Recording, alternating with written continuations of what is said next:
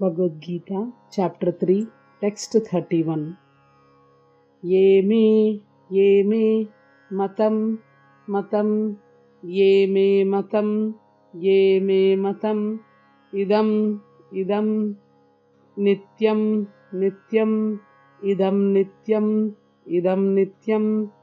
ye me matam idam nityam, ye me matam idam nityam, ye me matam idam nityam, अनुतिष्ठन्ति अनुतिष्ठन्ति मानवाः मानवाः, अनुतिष्ठन्ति मानवाः, अनुतिष्ठन्ति मानवाः, अनुतिष्ठन्ति मानवाः, ये मे मतम् इदं नित्यम्, अनुतिष्ठन्ति मानवाः,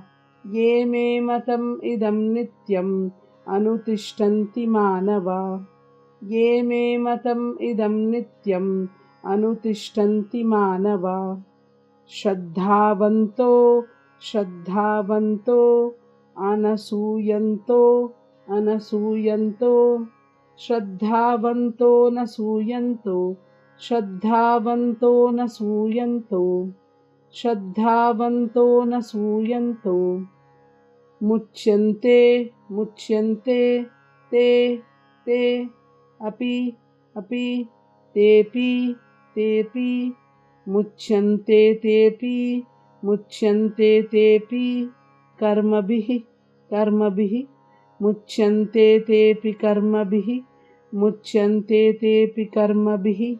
मुच्यन्ते तेऽपि कर्मभिः, श्रद्धावन्तो न सूयन्तो, मुच्यन्ते तेऽपि कर्मभिः, श्रद्धावन्तो न सूयन्तो, मुच्यन्ते तेऽपि कर्मभिः, श्रद्धावन्तो न सूयन्तो, मुच्यन्ते तेऽपि कर्मभिः, ये मे मतम् इदं नित्यम्, अनुतिष्ठन्ति मानवाः, श्रद्धावन्तो न सूयन्तो, मुच्यन्ते तेऽपि कर्मभिः, ये मे मतम् इदं नित्यम्, अनुतिष्ठन्ति मानवाः, श्रद्धावन्तो न सूयन्तो, मुच्यन्ते तेऽपि कर्मभिः, ये मे मतम् इदं नित्यम्, अनुतिष्ठन्ति मानवाः, श्रद्धावन्तो न सूयन्तो, मुच्यन्ते तेऽपि कर्मभिः। हरे कृष्णा।